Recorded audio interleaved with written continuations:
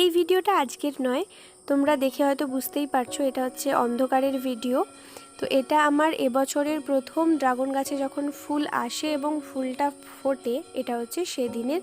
প্রায় এটা 15 দিন মতো হয়ে যাবে। আজকে যখন আমি দেখি তখন দেখি যে ড্রাগন ফলটা পেকে গিয়েছে এবং তোলার মতো হয়ে গিয়েছে।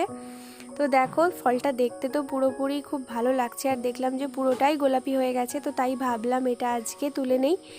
তো তুলতে গিয়ে আমাকে প্রচুর কষ্ট পেতে হয়েছে। আমি এভাবে ছাড়ানোর চেষ্টা করেছিলাম ঘুরিয়ে ঘুরিয়ে, কিন্তু তাও পারছিলাম না। শেষ পর্যন্ত আমাকে কাটার নিয়ে আসতে হয়েছে, কাটার দিয়েই আমি কাটতে পেরেছি।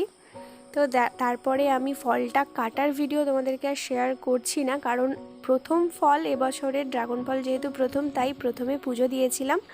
তো পুজো দেওয়ার পর প্রসাদটা আমি তোমাদেরকে দেখালাম ভিডিওতে।